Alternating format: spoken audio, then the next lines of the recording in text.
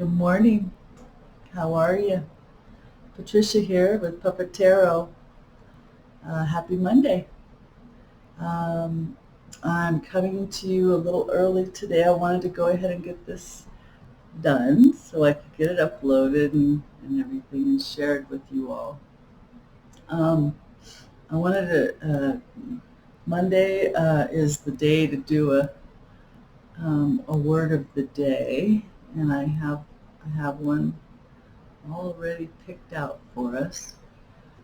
Um, I'm not sure if you can hear me okay. Hopefully that's better. It's kind of late, so I was trying not to raise my voice. Sorry, I'm a mess. So, welcome. If any of you are returning, if you've watched my videos before, well, thank you for coming back. And if any of you are new, welcome. Please keep coming back. If you guys would like to please help me out and hit the like button, that'd be great. I need all the help I can get. This is a new channel, so we're trying to get it going. And share and share and subscribe and whatever else it gives you opportunity to do down there, do it. So last week I had done a video, an impromptu video, um, because I had discovered that, or figured out that somebody in my circle, somebody I was somewhat close to, I guess you'd say, had intentionally done something that created conflict between us just so they could then attack me, basically.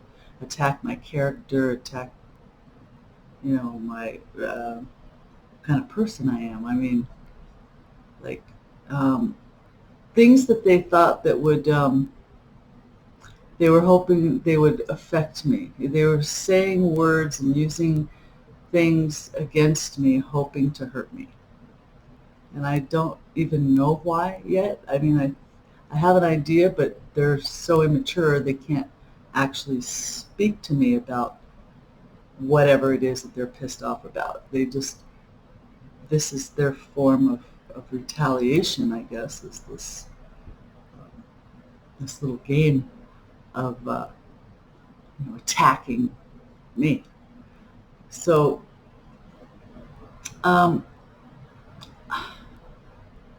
our word for today is narcissist. And it was so disheartening when I discovered that this person that I actually began to care about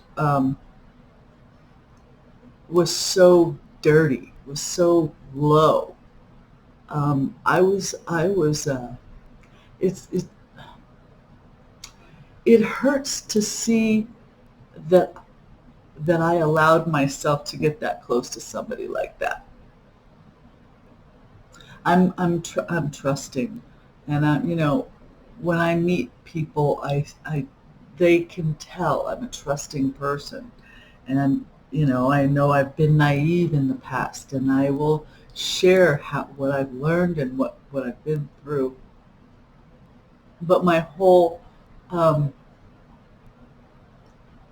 the way I try to present myself to people is that of somebody in kind of walking in more peace than chaos. I'm trying to just be kind and loving and, nurturing, whatever, because we're all humans and that's what we should all do. But that's just the kind of person I'm trying to be. And there's going to be monsters out there in the world that are going to try to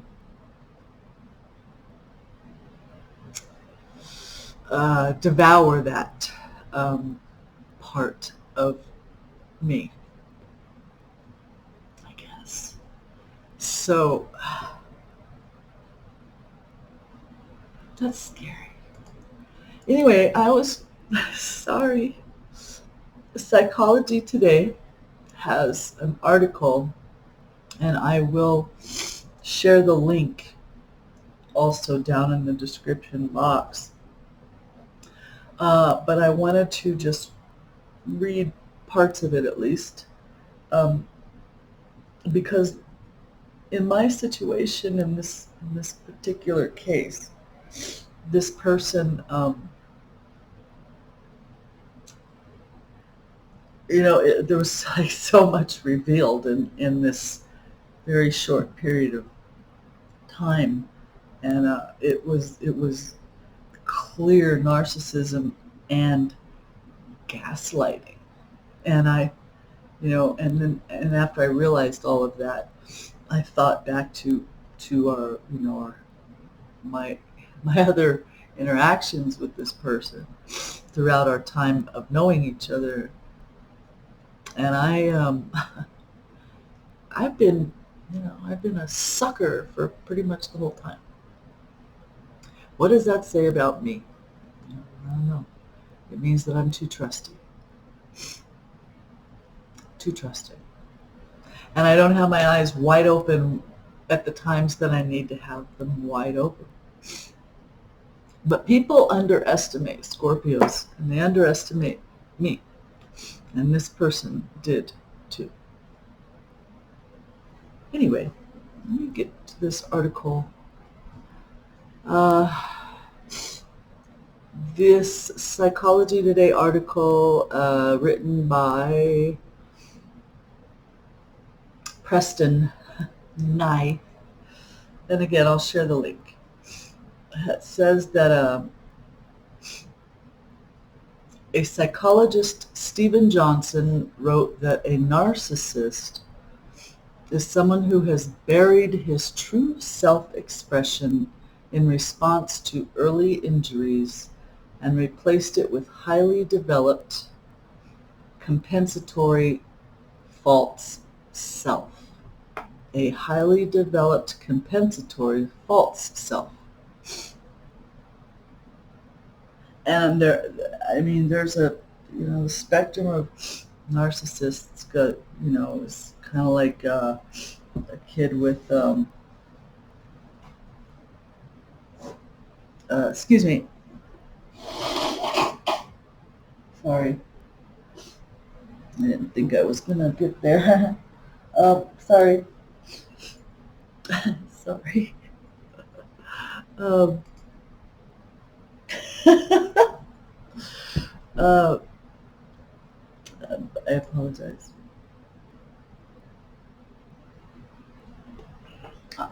An autistic child, sorry. This is how they talk about the spectrum and how we, totally can't deal with life, and then the highly functioning ones. I think it's kind of similar, excuse me. I think it's kind of similar to that with a narcissist, except they have different variations. I left a narcissist in California before I moved out here to New Mexico. And he was what they consider a covert narcissist. Why do I get him? What does that say about me? Why am I picking these assholes? But anyway,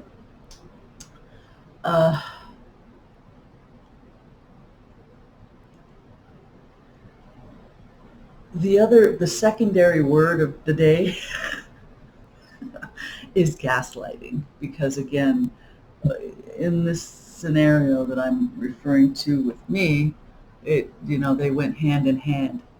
So it says gaslighting is a form of persistent manipulation and brainwashing that causes the victim to doubt her or himself and to ultimately lose one's own sense of perception, identity, and self-worth. And I know he was trying to work on my self-worth because of the things he chose to try to attack me on. Excuse me. Oh, thank you. Okay, so anyway, a gaslighter's statements and accusations are often based on deliberate falsehoods and calculated marginalization. Multiple studies, let me see, wait, let me skip over that. There are, okay, following are 6 common traits with references from a book, some books that he wrote. So I'm going to skip down to them. It says, not all narcissists and gaslighters possess every characteristic identified. However, chronic narcissists and gaslighters are likely to exhibit at least several of the following on a regular basis. How nice. Okay, hold on a second. Sorry, just give me a second. I wasn't really very prepared to do this. I don't think. Sorry. All right. Yeah, I'll stop saying sorry. Number 1, frequent lies and exaggerations.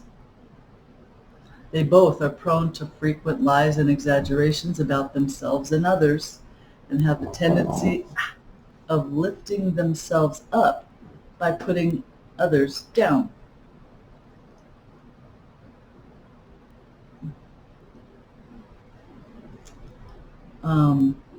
Says, while narcissists often strive to make themselves seem superior and special by showing off and bragging, gaslighters tend to concentrate on making you feel inferior through false accusations, constant criticism, and psychological intimidation. Both narcissists and gaslighters can be adept at the distortion of facts, deliberate falsehoods, character assassinations, and negative coercions. One key difference is that while the narcissist lies and exaggerates to boost their fragile self-worth, the gaslighter does so to augment their domination and control. Neither one of those are good. Okay. And a man to wield that kind of hostility against a woman for something, if it's what I think it is, it's for a comment that he saw on Facebook. The comment. And for whatever reason, I don't know. I don't know, because I haven't talked to the person directly about it, because they won't, because we're blocked now. We're done. It's done. So anyways, okay. All right. Number 2, rarely admits flaws and are highly aggressive when criticized. They have a thin skin. They can react poorly when called to account for their negative behavior. So if they get challenged, they're likely to fight, have a temper tantrum, make excuses, just flat out denial, blame, point the finger back at the other person, or bolt, right? Okay, that sounds so familiar. A gaslighter nearly always resorts to an escalation by doubling or tripling down on their false accusations or coercions to intimidate or oppress their opponent. Many gaslighters view relationships as inherently competitive rather than collaborative. A zero-sum game where one is either a winner or a loser, on top or on bottom. Offense is the best defense is a mantra for many gaslighters, which also represents their aggressive method of relating to people. Okay, I'm going to read these. I'm just going to give you these real quick. Number 3 is a false image projection. Number 4 is rule breaking and boundary violation. Number 5 is emotional invalidation and coercion. 6, manipulation, the use or control of others as an extension of oneself. And I'm going to read parts of this. Both of them, narcissists and gaslighters, have a tendency to make decisions for others to suit their own agenda. Narcissists may use their romantic partner, child, family, friend, or colleague to meet unreasonable self-serving needs, fulfill unrealized dreams, or cover up weaknesses and shortcomings. Narcissists are also fond of using guilt, blame, and victimhood as manipulative devices. Gaslighters conduct psychological manipulation toward individuals and groups through persistent distortion of the truth, with the intention of causing their victims to question themselves and feel less confident. In personal and or professional environments, they manipulate by micromanaging or controlling any relationships, including telling others how they should think, feel, and behave under the gaslighter's unreasonable restrictions and scrutiny. They often become critical, angry, intimidating, and or hostile toward those who fail to bow down to their directives. Gaslighters' manipulation is often highly aggressive, with punitive measures, tangible or psychological, executed towards those who fail to recognize and obey their self-perceived authority. A narcissistic gaslighter or a gaslighting narcissist is what I found myself dealing with. So I definitely recommend. I know, as I said, I was going to say this earlier, as a Scorpio, all right, aside from what I'm trying to do on my path, right, as far as how I'm trying to be, like the kindness and all that stuff, as a Scorpio, being underestimated makes me mad.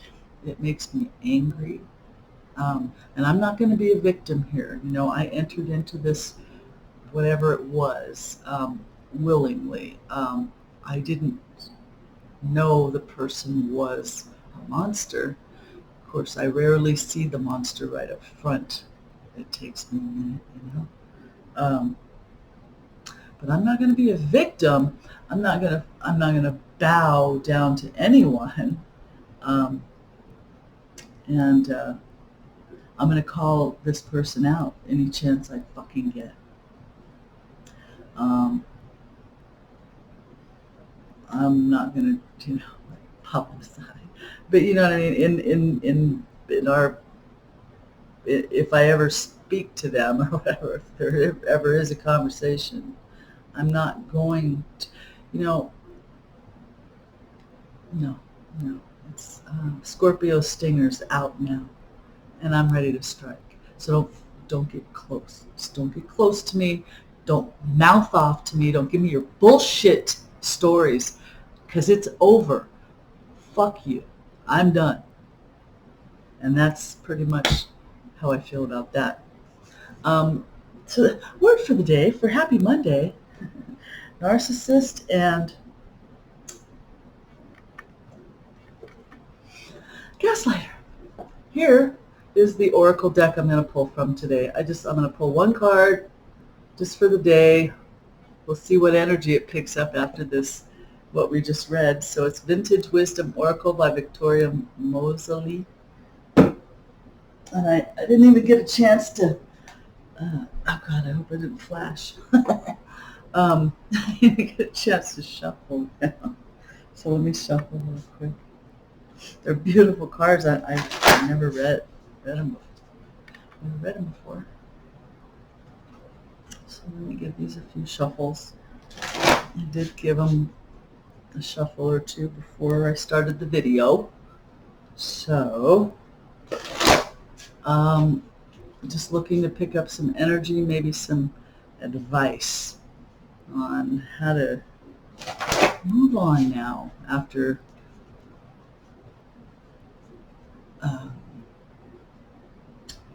exorcising a monster from my life. And it's painful. It's painful. I don't like having to do that with anybody ever. But when it gets to the point where it has to, where it's that,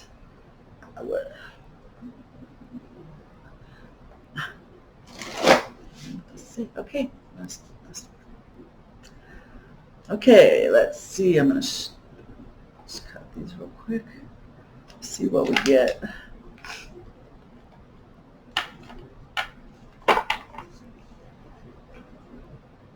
Wow. On the bottom, look at the bottom one. Release.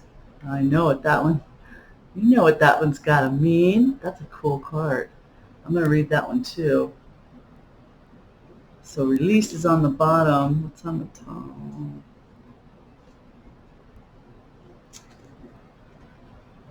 Peace. Peace. What a beautiful little card. Looks kind of Christian-like, biblical. All right, so let me get the book. We'll read peace, and then we'll read release.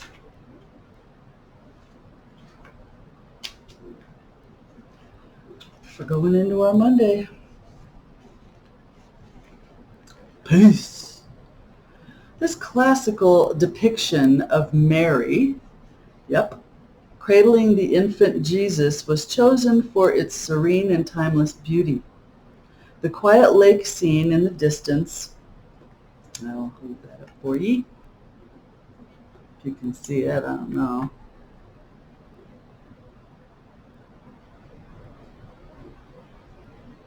Is it okay. So anyway, the lake scene in the distance suggests peace, homecoming, and the simple grace of motherhood. I gotta set that down. I can't read and chew gum today. Sorry. A cascade of fragrant white jasmine symbolizes love in Hindu culture. Softly cradles the scene. Regardless of creed or culture, our need for peace is universal, and this card invites you into its sanctuary to gain insight into your current predicament. Peace is not only found in calm, harmonious surroundings. Peace is a state of being which can be cultivated from within. That's funny because, a narcissistic gaslighter is not at peace. They're in turmoil inside. They're suffering. They're screwed up. They've got childhood trauma. They've got shit that they haven't ever dealt with. They need professional help. They're not at peace. And I guess that psyche also invites nobody else around them to have peace either. Because if they're miserable, why should everybody else, be happy? That's how it feels to me. Thoughts have the power to free or enslave the thinker. The quality of your thoughts are mirrored by your reality, in turn affecting your potential to experience real and lasting peace. One of the first steps on this journey is acceptance.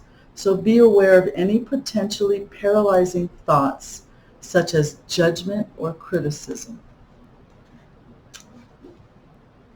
Cultivating a centered mind and body creates a platform from which to find peace.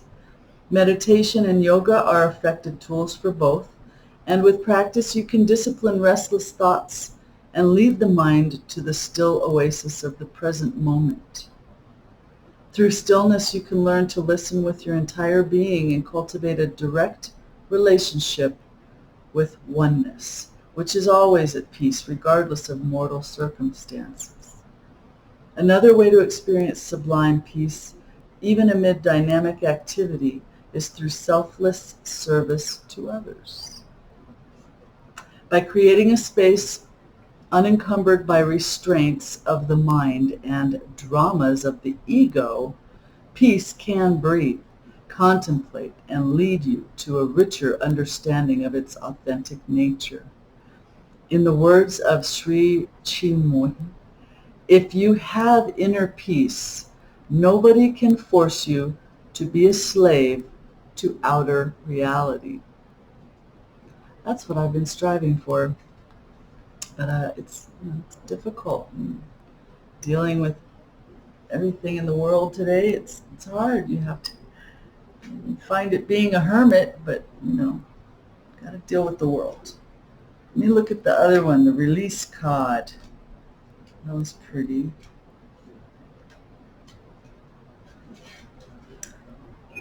Okay, release. Like an apparition, the mystical oracle of release drifts weightlessly above the forest floor, draped in a billowing silk mantle.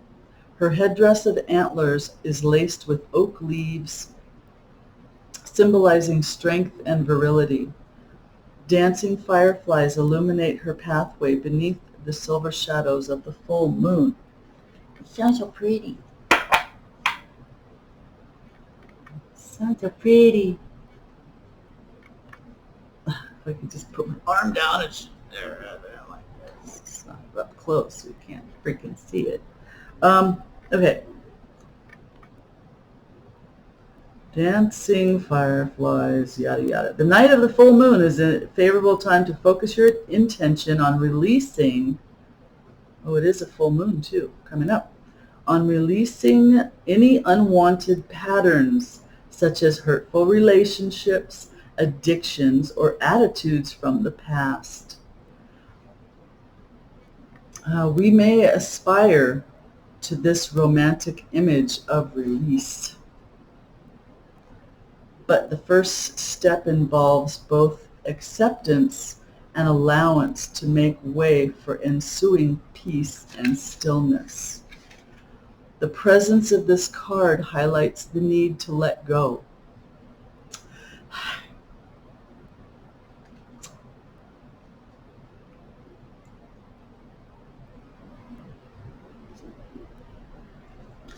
For example,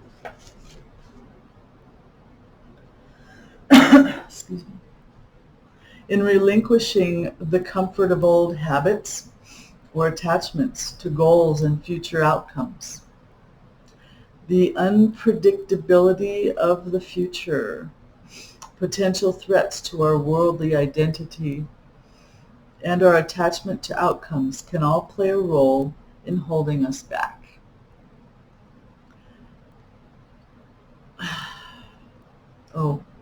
Or to keep us blinded to more appropriate opportunities.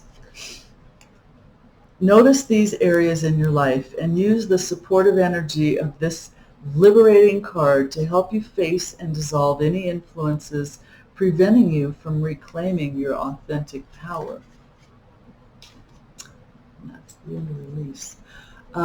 Yeah, it's a full moon.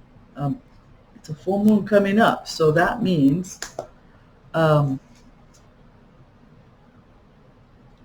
it's time to release. Those are the spells you're going to do, is anything negative that you want to let go of. This is when you do a moon spell to release that.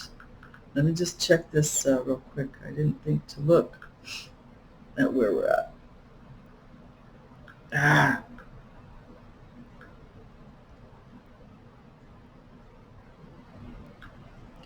The 31st, waxing.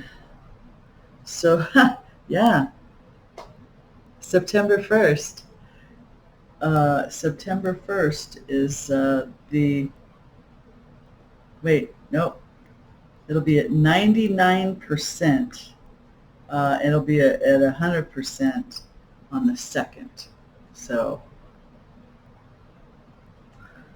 Wednesday the 2nd will be the full moon.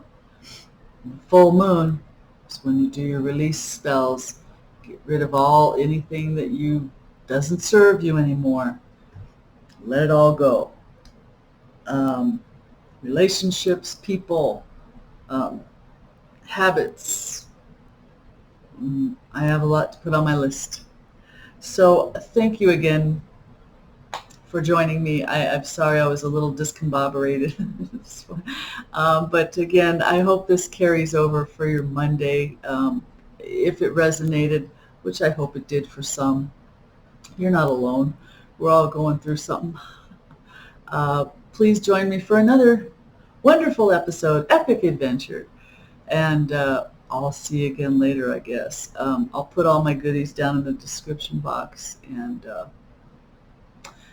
have a great Monday. Thanks again. Take care. Peace, love, and light, and I'm out.